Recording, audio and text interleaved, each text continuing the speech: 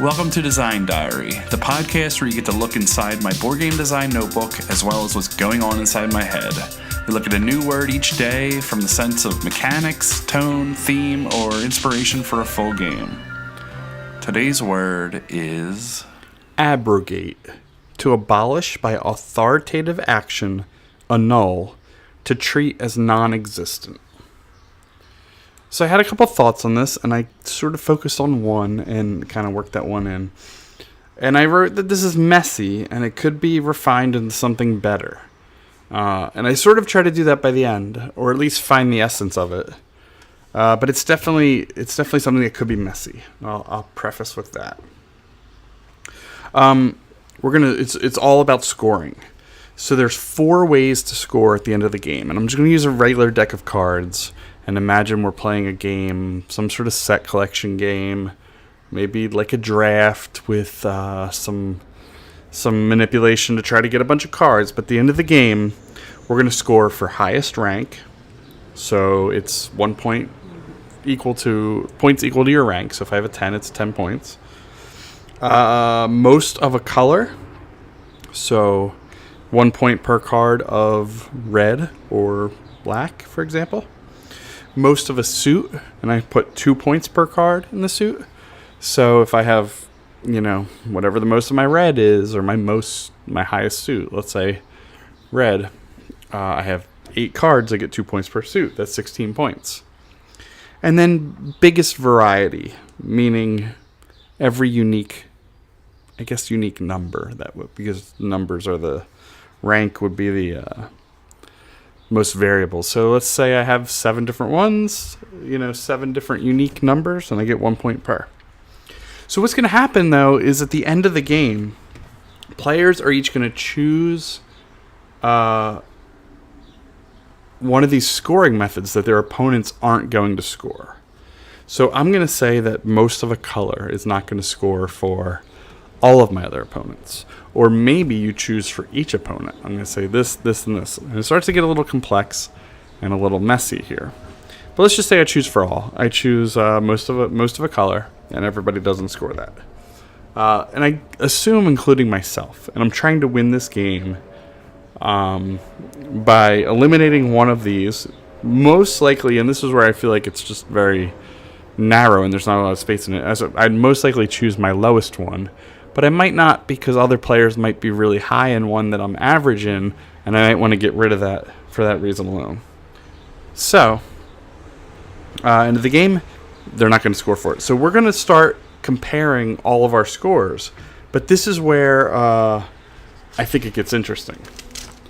Is that I'm only comparing my score, which is my 3 that I chose and the one that I didn't, versus your 3 that you chose and the one that or the 3 that you have and the one that doesn't match my scoring choices. And I'm going to see if I win based on that.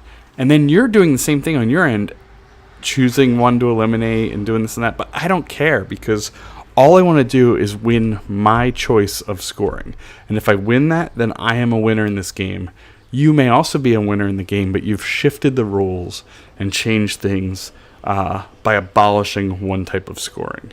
So I don't know how to kind of wean that into something that's a little more, usable and less wild. But I really like the idea of I create a unique scoring for me for the end of the game, and it's going to determine if I am a winner. That may have been done. It seems, sort of extreme in my implementation here, but it seems sort of, interesting and sort of general in its, reduced, pared down version of just we each create a scoring method and it determines whether we are a winner. I don't know. I think it's a cool idea, though. I'm pretty interested in that. So the second, and actually the first idea I had with this was that, let's just say all players are farmers, and it's a resource management, building, collecting game, and that we're building all these different, or we're farming all these different types of crops, and let's say corn, potatoes, tomatoes, things like that. At the end of each round of the game, and there might be a number of rounds, one of the crops is going to go extinct, or whatever the appropriate word is.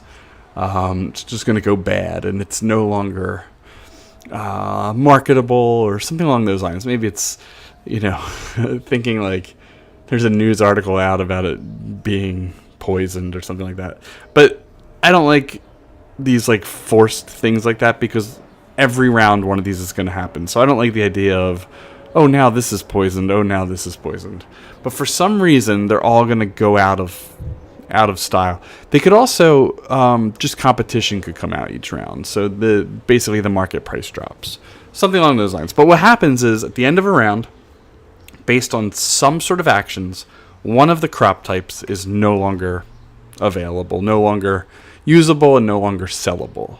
So what happens is, during the game, maybe there's things that we contribute that would help make that decision. Maybe there's some sort of vote. Maybe there's something like that. I also made a note here that the player with the most crops, or the player that's in the lead, would get the lowest vote. So somehow to determine, who's the leader, and then work backwards in the, the power of their vote. But at the end of the round, we're going to say corn is now no longer applicable. It's gone.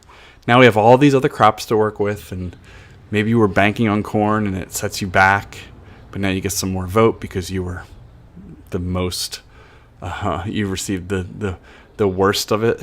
So we're going to work on these other crops, and every round a crop is going to disappear.